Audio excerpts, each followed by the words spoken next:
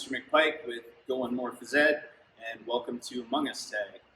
So today I'm going to go over the rules, and of course, if you have any questions, let me know on Twitter, and let me know how the game goes for your Phys Ed classes. Now, I'm going to leave all the information, the Google Slides presentation, the written directions, in a link down below. So if you have any other questions or you need more information, definitely check out those links. So Among Us Tag is a new computer video game, iPad game that kids have been playing, and they love it. So if you have not heard of it, definitely go and check out some YouTube videos about what Among Us is. Even play it for yourself. It's a lot of fun. And so basically what I had a few students ask me, hey, can we create an Among Us Tag game? And so this was kind of my idea of what this game could be during Phys Ed class in the gym. So to begin, we play a style called Crewmate, and basically with Crewmate, there's two different types of people that you can be during the game. You can either be a crewmate, and their job is to complete tasks in the gym or the stations, and they're also trying to figure out who the imposters are by talking with other people, trying to see who's suspicious, who's acting weird, and stuff like that. And then the second type of person that you can be in this game is an imposter. So with the imposters, their entire job is to go around and try to kill people, and they're going to try to slowly eliminate the crewmates until the imposters are the only ones left. And basically the crewmates' job is they want to vote out all the imposters. So it's a little bit of a head-to-head battle there.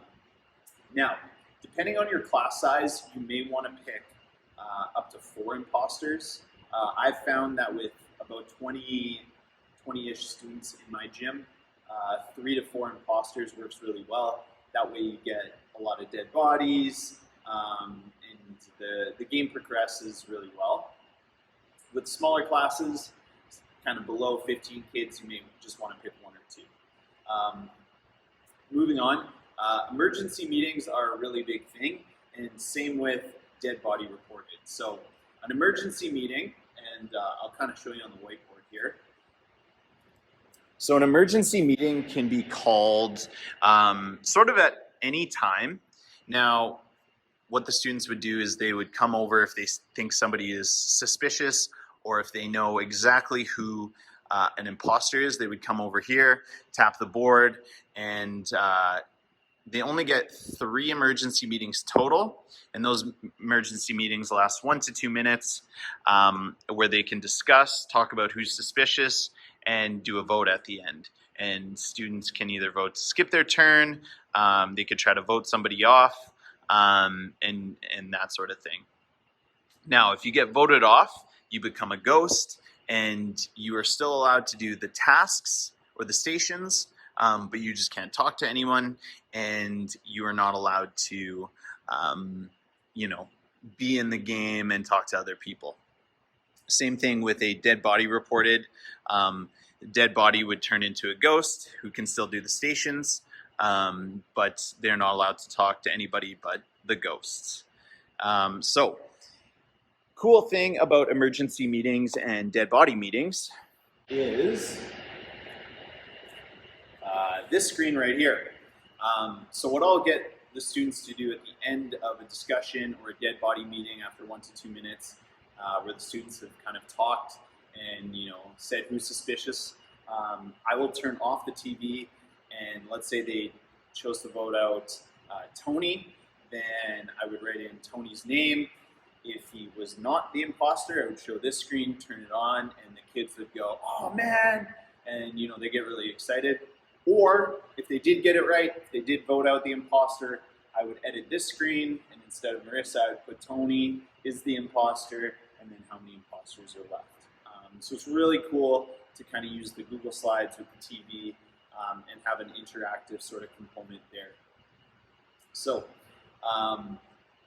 moving on, big part of this game is how do students know who's who in the game? So I use the pool noodles.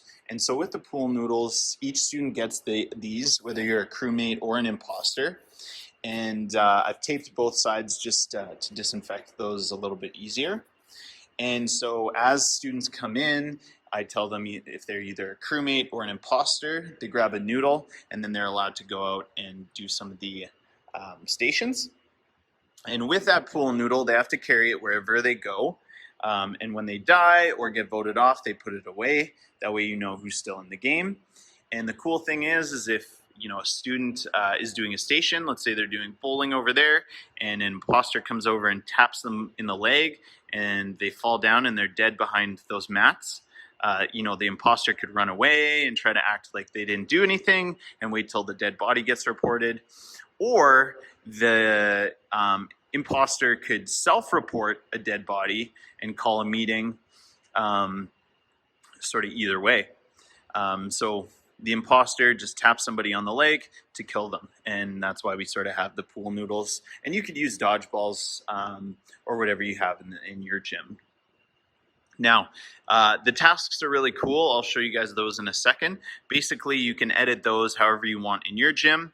You can create sections to kind of hide behind, as you can see I've done with the mats, and it just gives an added sort of sneaky factor to the game. Now, one of the other things that I do in this game is I'll turn off lights so that it's quite dark in here. And I'll add a way for the imposters to sabotage. That's one of the things that they can do in the video game. So at any time, students can call emergency meetings if they think somebody's suspicious. Now, while I'm walking around the gym, if an imposter comes up to me and taps me on the leg or tells me to turn off the lights, what I'll do is I'll go into the storage room, I'll turn off those lights. I might go into my office here and turn off those lights, and it becomes pretty dark in here. And so when all the lights are off, emergency meetings can't be called until there is a dead body reported. So it kind of makes the game a sort of scary and suspenseful when that happens. And then, of course, once a dead body is found and we meet, I'll turn the lights back on, and then, of course, emergency meetings can be called. Now, what students may ask you is, is there an emergency meeting cooldown, or is there a dead body reported cooldown? And I usually say after an emergency meeting, you can't call the next one until a minute has passed, and same thing for dead bodies. Now, last thing I'll show you guys is the stations. So with the stations, students are going to try to do those throughout the game. And crewmates can do those, and imposters can do those. And at each station, there's 3 levels. And so I'll show you this one. I'm fortunate enough to have, a little pull-up bar in my gym. And so I call it the dead hang station. And so level 1 would be being able to hold for 10 seconds. Level 2 would be 30 seconds. And level 3 would be a 60-second hold. And then at the end, they can write their name, their grade, and their score and level. So basically, a student would hang from the bars and see how long their grip can hold, and so it gives a challenge, for the higher level ability levels, and then it also gives a challenge for the lower level ability levels, and it keeps all students engaged that way. So I've got a bunch of different stations set up there that the kids can travel through. And the cool thing is that if there is a student that does happen to complete all the stations at level 3 before the imposters have killed off everyone or voted everyone out, then the crewmates win. Now, all the stations that I have set up, feel free to change those. But the ones that I've set up here are a badminton station, cornhole, hula hoop toss, a volleyball keep-up station, a bowling challenge, basketball shooting challenge, dodgeball, chook ball passing challenge, and a dead hang challenge. So feel free to edit these stations. If I had circus equipment, I would definitely have those out. I know if I had, some more gymnastics, jungle gym type equipment, I would definitely set that up. But you just want to keep in mind to put out equipment that's, easily disinfected after. So I've got, dodgeballs and plastic hockey sticks. So those are very easy to wipe down. And I just usually end class a little bit early so that I can go around disinfecting everything.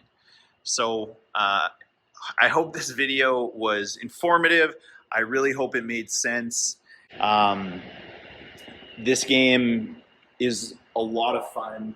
It's, you see a lot of students come out of their shells, especially during the discussions. I've had very, very quiet students who lead the discussions, call emergency meetings all the time, and then you have lots of other students who just love to do the stations, and they'll do those nonstop. And then you have some other students that love to hide, love to run around, love to act suspicious even when they're crewmate. So there's a lot of different levels to the game. I've also included just a tag version if you don't want to set up stations, and the rules are just a little bit modified there. But I hope you guys love the game. Again, modify it to however your, whatever your phys ed class, whatever their needs are. Yeah, I just hope you guys love the game, and leave me any comments, suggestions, modifications that you guys have done. And yeah, tag me on YouTube and Twitter. So we'll see you guys later.